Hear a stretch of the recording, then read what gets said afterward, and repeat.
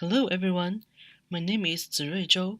In this teaching video, I will talk about ethics in the workplace, including workplace multiculturalism, workplace discrimination, and workplace racism. First of all, let's look at the multiculturalism. So what is multiculturalism? Multiculturalism is everyone has equal rights and opportunities, no matter where are they from or what's their racial background, so that no one should feel being overlooked in the society. As we all know, Canada is an immigration country.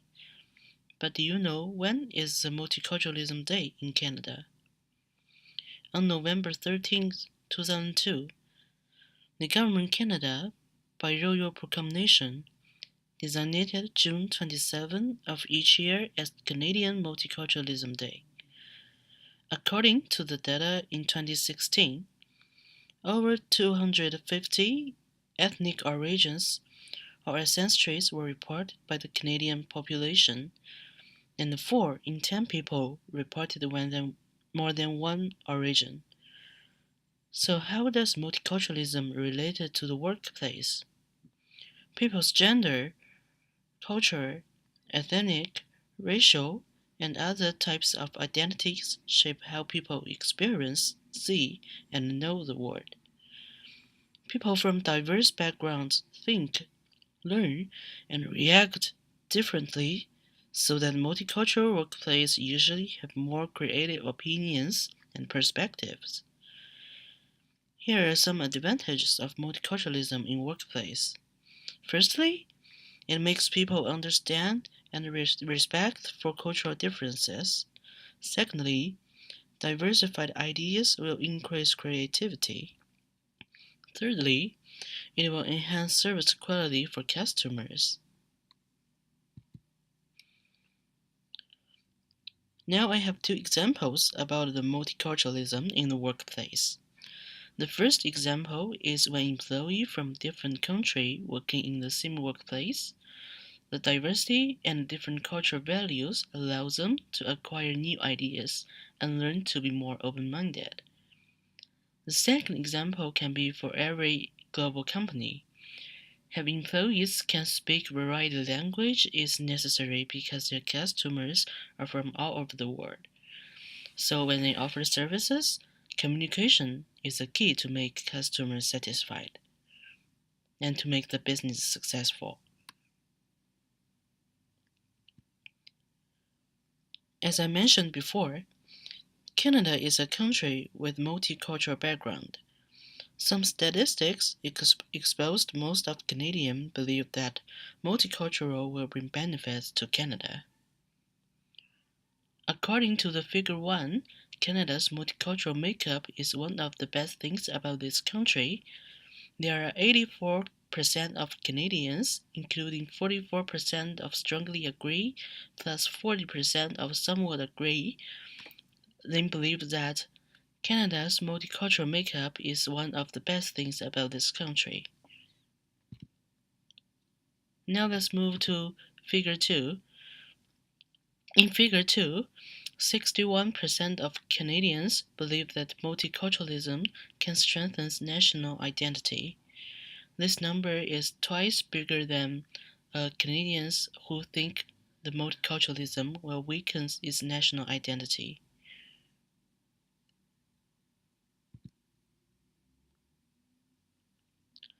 Now let's move to the discrimination. To begin with, what is discrimination? Discrimination occurs when an individual or groups are treated unfairly or unequally based on certain characteristics caused by people's bad action or wrong opinion. So how does it relate to the workplace? There are lots of types of discrimination, and the situation may vary upon individual. For example, opportunity for employment or promotions, ignorance of work effort, and denied equal pay for the same work amount. In Canada, the Human Rights Code and the Canadian Human Rights Act protect employee from discrimination in workplace. Here are two examples of workplace discrimination. The first example is police office hire male police more than female police because it is a stereotype perspective that the male police are stronger and has higher self-protection skills than female. The second example is you and one of your colleagues has the same job position and the job performance are also equal. The only difference between you and your colleague is you are an immigrant, but your colleague is a native. However, only one person can get the employment promotion. Unfortunately, your manager gave the opportunity to your colleague, but didn't provide any proper explanation to you. Also, through the pie charts provided on this slide, we can see that people with disabilities got the biggest proportion and followed with race, sex, victimization, sexual harassment, age, pregnancy, sexually, and marital status. The last point in this teaching video is racism. Literally, racism is a group of people firmly believe that their race is superior to other races. But in this video, I'm gonna focus on another effective definition of racism, which is a formula that racism equals to racial prejudice plus power. In this formula, racial prejudice is to indicate that the discriminatory or malicious attitudes based on assumptions from the perception about other racial or skin tone. Power means that authority granted through social structures and conventions,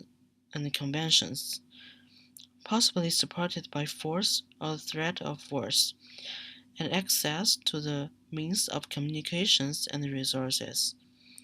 To reinforce racial prejudice, regardless of the falsity of the underlying prejudiced assumption. Basically, all power is rational, and the different relationships either reinforce or disrupt one another. Therefore, racism occurs when an expression of racial prejudice emerges from a more powerful location in the hierarchy and is directed to an individual in a less powerful location. So when's the racism in workplace happen? The racism in your workplace can happen in your workplace that against an employee or a job applicant because of his or her racial characteristics. For example, skin color, facial features, and accent.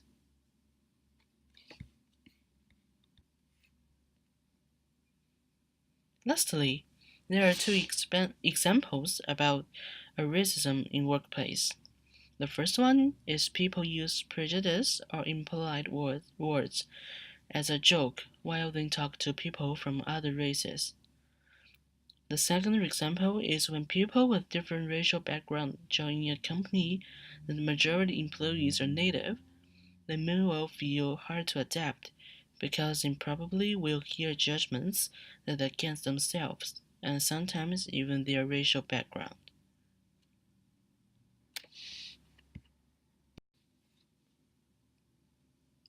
In conclusion, although we live in a world that we have the freedom of speech, it is impossible to overlook the importance of workplace ethics. Positive working environment ethics guarantees positive climate at the working environment.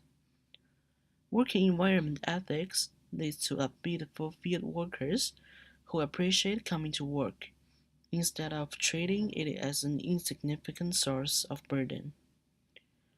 Employees therefore will develop devotion and connection towards the organization. So, we shouldn't ignore and against the existence of different races, because the integration of diversity is a force for businesses to be reckoned with.